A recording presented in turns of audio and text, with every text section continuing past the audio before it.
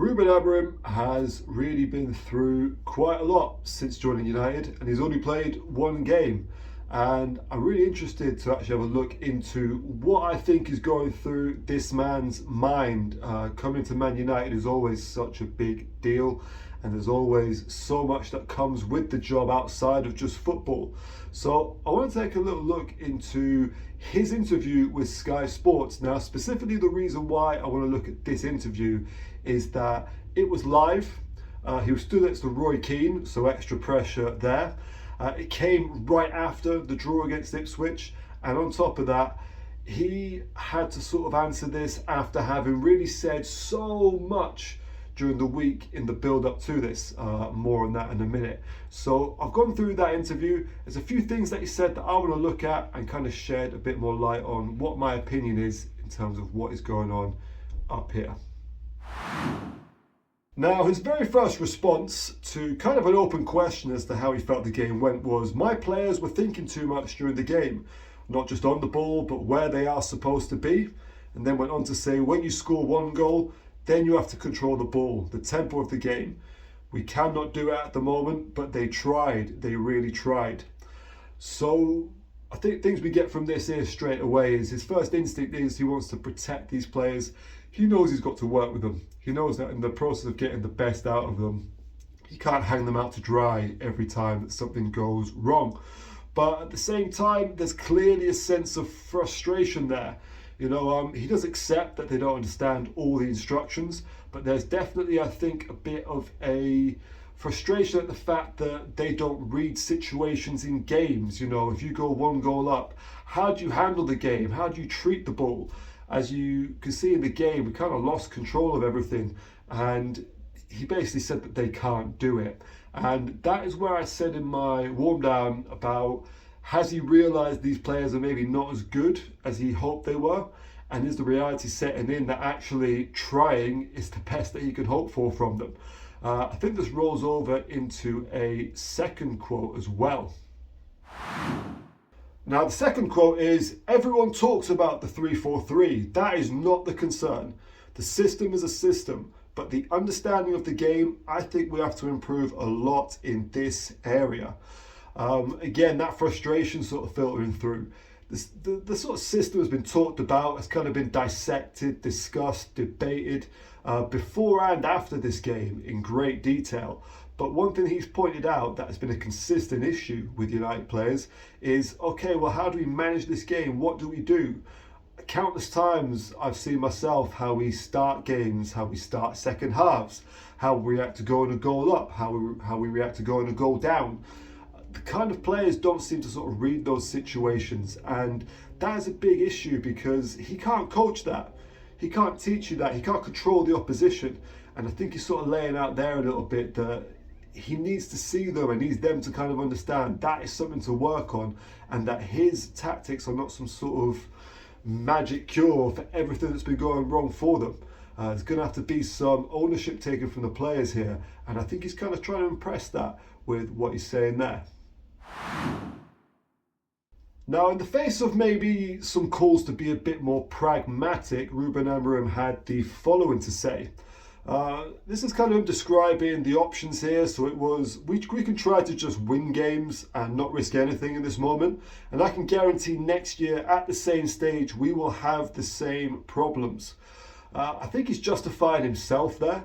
But also, I think he wants to make it so the players don't really have an out here, that the players can't, go into the dressing room and kind of make this point of, oh, well, if it's not working, could you not just do this here? He's setting the course here. He's saying this is what it will be.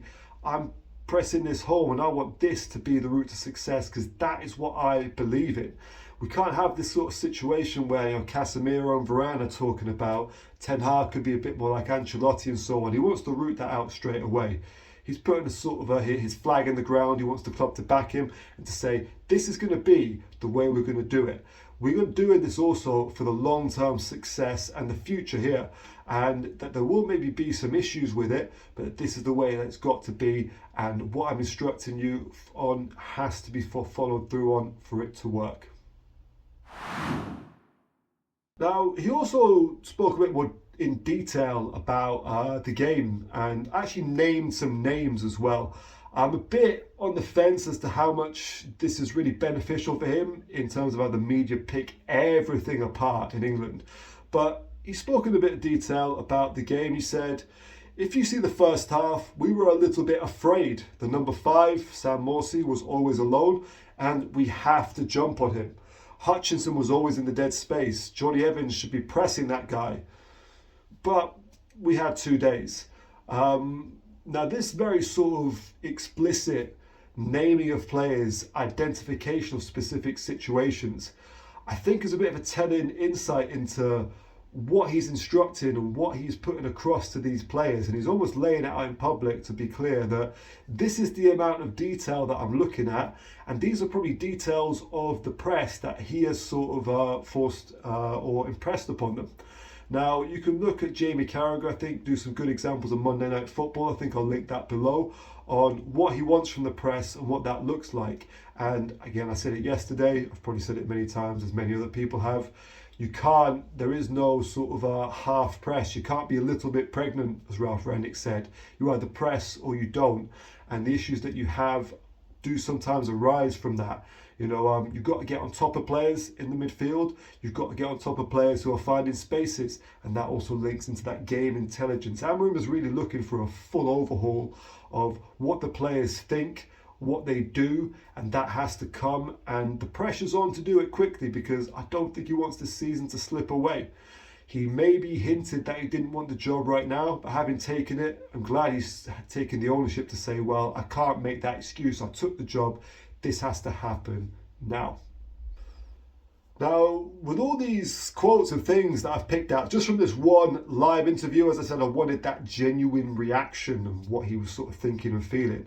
We can clearly see that he lives up to the tag he gave himself of being an honest guy. I think he is very honest. He says a lot. And you think he's done so many other interviews for the club with Gary Neville. He's done pre-match, post-match, one-on-one interviews with different broadcasters. He says a lot, and I'm a little bit concerned about that. And also his reaction to it says that he's not really enjoying that aspect of it. Really big quote here. He said, I want to say this is the last time. This week I spoke more than I did in 4 years at Sporting. And then when you speak too much and you don't win, it's really hard for everybody. I already spoke with Andrew, that's Andrew Ward, Director of Media Relations. I just want to work with my players, nothing more.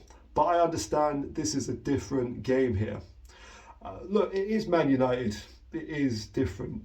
There's more eyes on there, there's more interest, and you do have to be more involved and do more media. I think that's kind of part of it.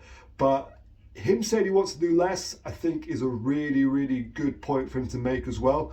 He doesn't want to be out here talking all the time. I remember when I was sort of following Eric Ten Hag press conferences, and he would do press conference, post-match. He'd do one-to-one interviews for 10 minutes for the Man United website and things like that. There's just so much being said.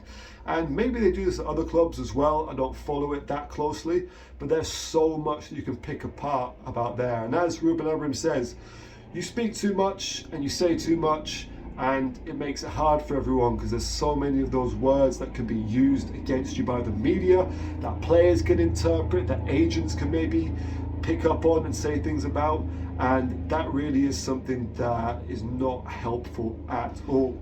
If I were Andrew Ward and I was thinking about the interests of the first team, it would be definitely wise to get Ruben Amorim away from interviews and cameras. The man just says too much. He's very honest. I quite like that about him.